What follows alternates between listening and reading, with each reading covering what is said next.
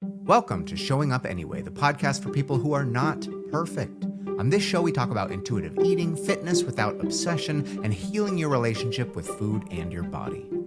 Hey, everybody. Welcome back to Showing Up Anyway. If you didn't notice, I took a little break, a little 2-week hiatus from the show because I took a little vacation. I went to New York City for a few days, and then I spent about 5 days in Atlanta. And being gone so long really got me thinking about how tough it can be to keep the same healthy habits that you've built at home on the road. I think vacationing and travel is one of the best parts of life, but you also don't want to come home feeling like total garbage. And when you're out of your routine and you're surrounded by fun new restaurants and your schedule's all over the place, sometimes that little diet culture voice creeps back in. So in this episode, I want to talk to you about how to find that balance between enjoying your vacation and not throwing away all the habits that you've worked so hard to build.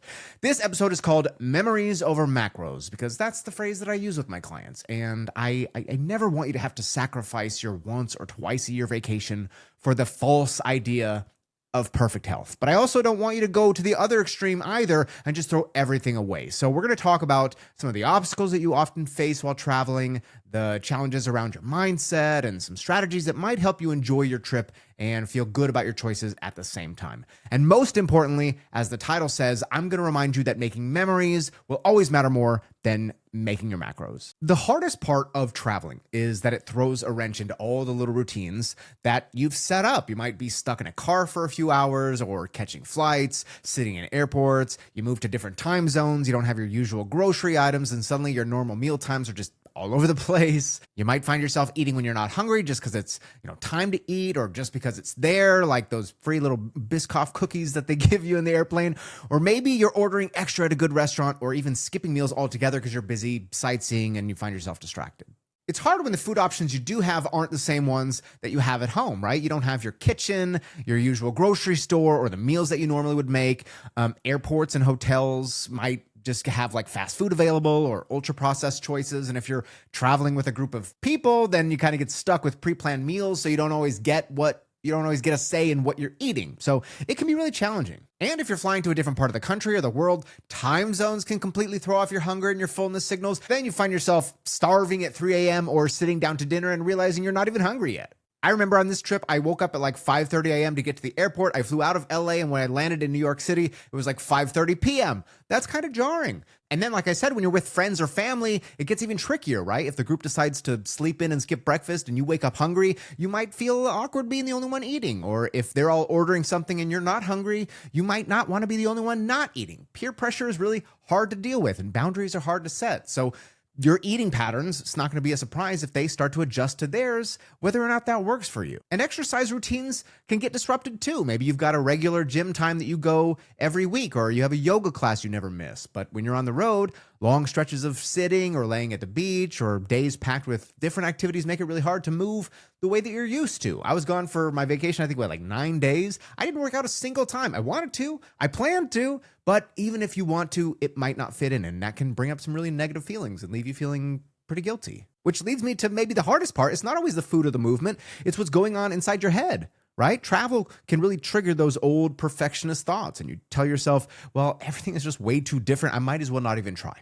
Or you'll have a dessert and you feel guilty. Or you start to worry about weight gain and losing progress that you made at home. Those thoughts really can creep in fast. And before you know it, there's just this dark shadow that's cast over what's supposed to be a really joyful trip. Challenges like these are completely normal. I mean, you're out of your routine. So of course, things are going to feel different, but that doesn't mean that you've failed. Okay, there's no way to mess up intuitive eating. It's not a test. There's no passing, no failing. Okay, travel is a part of life. And the more you learn how to navigate it, the more trust you'll be able to build with your body. Every new situation is a chance to practice listening to what you actually need. So there you go. There's your justification to travel a little bit more often.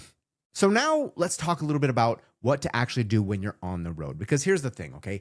Eating intuitively does not stop when you leave home. Actually, that's the coolest thing about it. The greatest thing about all the things that I teach you here as a content creator, as a podcast, as a personal trainer, is that there are things you can absolutely keep doing when you're elsewhere, when you're outside of your normal routine. Some parts just look a little bit different, and they might require some planning and some flexibility. One thing that you must do is to continue to honor your hunger, okay? Try not to ignore it. Even if your schedule is all over the place, do your best to give yourself regular meals and snacks. If you wake up hungry, but the people you're with don't want to eat breakfast, that doesn't mean you should skip it too, okay? Honor your body. Grab something simple for yourself. You're allowed to take care of your needs, even if that doesn't line up with the entire group. And you know what? Chances are you're not the only one too, so maybe somebody will join you and you guys can do it together. And that way, you're both listening to your hunger. That's awesome, right? I think one of the easiest ways to do this is to bring snacks with you. And it doesn't need to be carrots and celery, okay? If that just means grabbing a granola bar or a small bag of nuts or jerky from a little airport store, or bringing something like dried fruit or crackers that travel well. Maybe crackers don't travel well, but you get what I'm saying. And whatever you choose, having a snack when you're hungry is better than going without and being too hungry later, which is when it's hardest to make decisions that really feel good. Little snacks like that have saved me on more than one occasion. You know, when you get stuck on an airplane taxi, you know, and they won't bring you back in, but you're also not flying, or you get halfway through like a walking tour, they can really make a big difference. Hydration is another one. Okay, flying especially can dehydrate you, and dehydration often shows up as fatigue or what feels like hunger. So keep a reliable water bottle. Okay, I have one around here somewhere, and keep it with you and sip on it throughout the day. Okay, sometimes what your body really needs is water, and keeping hydrated really helps digestion and energy too. Something else that I feel like I do have to remind you of, especially when you are traveling, is that honoring your hunger and fullness does not mean you have to do it perfectly, okay? This is not the hunger and fullness diet, okay? Think of it as having gentle structure rather than rigid rules. You might eat when you're not hungry because the timing is convenient, or you might eat past your fullness because that gelato was amazing and you didn't want to stop. That's okay. It happens. It just means that you are human. It doesn't mean you failed. Okay. What matters is paying attention overall and making the next choice from a place of care and not guilt. And while we're on the subject of food choices, another factor that you need to be thinking about while you're on the road is energy and satisfaction, okay? If you're in New York City and like me, you had a bagel every morning for breakfast, which truly, how could you not? Try and aim for some protein and/or veggies at your next meal. Not because the bagel was bad, but because your body will feel better if you balance things out over the day. At the same time, if you are craving something salty, sweet, crunchy, listen to that too. Satisfaction is part of nourishment. And it turns out when I'm in New York City, I crave bagels. And finally, release the need to get it right. Okay?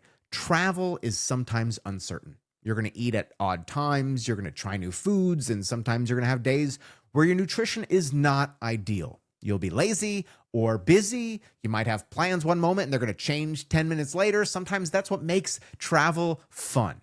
Flexibility is what makes intuitive eating so sustainable. So if you miss a snack because you're wandering through a museum, or you end up eating 2 dinners because you just had to try the late night tapas, that's okay. All right. Use the tools that you have learned so far and trust in yourself and trust in your body. So now that we've talked about the process of eating, let's talk more about food. Food itself, because food is one of the best parts of traveling. Trying new dishes, exploring little markets, eating things you can't get back at home. That's what makes a trip memorable. Eating tapas in Spain is about more than just enjoying small dishes, okay? It's about sharing food around a crowded table and having conversation late into the night. Sitting down for a bowl of ramen in Japan is not just because you're a big fan of noodles, okay? You're experiencing the flavors that come from generations of craft. Even something simple like buying fruit at a street market in Mexico will connect you to the people who grew it, who sold it, and made it part of their daily life. But you might catch yourself thinking, well, should I really have this croissant? You know, it's too many carbs. Or I had gelato yesterday, I really shouldn't have dessert again. Or this pasta just looks amazing, but I probably should just have something healthier, okay? Please, please, please remember, food is more than just fuel. Food is culture. Food is connection. Food is joy. It's how people celebrate, how family and friends gather, how stories get passed down, and how memories are made. And when you let diet culture stop you, you miss out on more than just the food. You miss out on the whole experience. And you shouldn't have to. You are allowed to experience life without feeling guilty about it. I always encourage a when in Rome mindset, okay? If you're in New York, get the pizza. If you're in Chicago, get their pizza. If you go to Italy, get their pizza. Okay, just never go wrong with pizza. But no, if you're walking past a bakery in Paris and you smell the fresh croissants, don't tell yourself that you shouldn't. You're not throwing away your health, okay? Remember our mantra, memories over macros. These foods are part of the experience, and you may never get another chance to try them again in that exact moment. 10 years from now, you're going to be thinking about how good that French croissant was and how cool it was that you got to eat it in front of the Eiffel Tower. You're not going to be thinking, wow, I'm so glad I had that bowl of oatmeal. It really helped me hit my fiber that day. Come on. You need to truly give yourself unconditional permission to eat the things that your body is asking for, okay? Nothing is off limits. And when you know you can have something, the urgency around it fades. You can stop and ask yourself, well, what do I actually want right now? What sounds delicious and satisfying? Sometimes that's going to be the salad. Sometimes it's the local curry. Sometimes it's dessert. And all those things are valid choices. And when you do choose, try to slow down. Okay, really savor it. This is where the mindful eating comes in as a way to get more joy out of the experience. Okay, not just scarfing down the Belgian waffles. Notice the flavors, the textures, the smells. Eating that way really helps you enjoy the food more. But it also helps you tune into your body and realize when you're satisfied and content without having to count or measure anything, and without having to give anything up. And here's a really important point, because a lot of times the reason that you might feel out of control when you're on vacation is because you're still restricting when you're at home. If you don't let yourself have certain foods in your everyday life, then suddenly when you're faced with them on a trip or at a party or whatever, of course you're going to feel out of control. Okay, the solution is not to clamp down even harder. It's to give yourself permission all the time so that those foods don't have as much power when you're away. I also want you to remember that you don't have to make up for meals, okay? If you have a big, rich dinner one night, don't give in to the urge to skip breakfast the next day or punish yourself with extra exercise. This cycle of earning and burning is just diet culture trying to wriggle its stupid little worm back into your brain. Your body can handle variety. It knows how to do that. Some days are going to be heavier and some days are going to be lighter, and that's okay. A lot of times you're going to naturally crave something that's fresher or lighter after a rich meal. And that's your body balancing things out without you having to force it. And obviously, as I've already alluded to, enjoy the treats of the world, okay? Have gelato in Italy. Have churros in Spain. Have a slice of cheesecake when you're in New York. Not as a cheat, okay? I absolutely hate that word. Not as something you have to repent for or atone for later, but as a memory that you're making. Guilt around food does not belong in your heart. Those foods do not erase your health, and they don't define your worth. They are simply part of living, and in this case, part of exploring the world. Travel becomes a lot more freeing and enjoyable when you make peace with food. Instead of thinking about what you shouldn't eat, try and be present in the experience and make the most of it, whether that's walking through a farmer's market or trying street food on the corner or sitting down for a Michelin star restaurant, okay? Those are things you're never going to forget. Now, I do want to talk a little more about movement. I kind of touched on it a little bit earlier, but this is an area that travel can really throw you off, okay? At home, like I said, you got your rhythm, okay? You're going to the gym, you're going to the favorite Zumba class, you got morning walk with your dogs. But when you're traveling, that routine is flipped upside down, right? And a lot of people really start to feel guilty, like I should be doing more, I'm being lazy. But movement on vacation does not need to look like your workouts at home. In fact, it shouldn't. It should not. Travel is an opportunity to move in different joyful ways that fit the trip that you're on, okay? We can start with the fact that you're already probably moving more than you realize, okay? You're walking through airports, you're hauling luggage, you're exploring a new city on foot probably, or maybe on bicycle. You're climbing stairs at historic sites. All of that stuff is great exercise, and it adds up. It adds up fast. Oftentimes when I go on vacation, I finish my days with a lot more steps than I ever would in my normal routine. And you also have a really cool opportunity to do things that you normally wouldn't do, okay? Like if you're near the water, if you're near the ocean or something, go swim or snorkel or paddleboard or just splash around the ocean. If you're walking around somewhere with hiking trails or mountains, take advantage of that. Dance at a local nightclub, wander through a theme park, rent a bike and ride around the city. I did that in New York. It's amazing, okay? Movement does not have to be structured. It can be playful. But on the flip side, sometimes the best thing to do for your body is to rest, okay? You're going to face jet lag and long flights, packed schedules, and all that stuff that takes a toll. And giving yourself permission to nap or lounge by the pool or whatever, have a slow day, get a massage, is a great form of probably much needed self-care. Tune into your body and ask yourself what would feel really good right now. Sometimes that's walking. Sometimes that's stretching in your hotel room. Sometimes that means lying down. We haven't spent an entire episode talking about movement yet, okay? But suffice to say, it's best used as a way to feel better, more energized, less stiff, less stressed, stronger, more connected to your body, okay? If it helps you feel good, do it. If it doesn't, find something else. You're not obligated to go to the hotel gym just because it's there. So instead of trying to burn a bunch of calories, think about how you can weave movement into the adventures that you're already going on. Walk because it helps you take in the city. Swim because the water is crystal clear. Or rest because your body is asking for it. That's what joyful movement looks like. And my hope is that that leaves you feeling refreshed instead of feeling like you need another vacation when you get home. Now, this might be pointing out the obvious, but when you travel, your body's going to change, okay? Because of the different foods, the movement that you're doing in different ways. You might be holding onto water because of the temperature changes, or you might feel a little bloated because you're eating saltier meals or extra carbs. That's all normal. A week of vacation is not going to undo all the work you've done over the past few months at home. You're not failing. And in fact, I would argue you're succeeding at really enjoying your vacation. The bigger challenge is your mindset. It's that voice telling you that dessert was too much. You might as well just eat everything and start over next week when you get home. The voice convincing you that you have to be 100% disciplined every second of your vacation or you've blown it. But that's not true. None of those things are true. And if you catch yourself spiraling into thoughts like that, I want you to pause and get curious, okay? Ask yourself, why am I feeling guilty? Usually, it's because of those old diet rules that are lingering in your mind that categorize food and behaviors as good and bad, okay? But just as those thoughts are learned, they can be unlearned too. Go back and listen to my episode on food rules again, okay? That'll help. And if you do overeat and you feel uncomfortable at your next meal, just use that as information. Maybe you went too long without eating and you got overly hungry. Maybe you put this certain food on a pedestal because you rarely let yourself have it. Whatever it is, it's a learning moment, okay? It is not a reason to punish yourself. Let's shift your perspective a little bit. Your vacation is short. Even if it's 2 weeks, that's a handful of days in the whole year. And if you're lucky enough to do that yearly, it's probably 1% of your life. You don't have to micromanage your entire life. And in fact, truly relaxing and enjoying your meals and letting go of guilt really reduces your stress. And that's a huge benefit to your health. Your health is an accumulation of what you do most of the time, not some of the time. And this is where mindset really matters because you can pack all the snacks you want. You can plan all the walking routes and scope out the menus ahead of time. But if you are stuck in that guilt and perfectionist mindset, you are still going to feel miserable. Travel is supposed to feel freeing, not stressful. So I actually have a few mindset tweaks that I think are going to help you. Number one, I want you to let go of the rigid plan. Okay. Sometimes vacations are unpredictable. Schedules are going to look weird. Food is going to look different. Sleep is not always great. Okay. Grant yourself a little flexibility. Number two, focus on the experience instead of your appearance.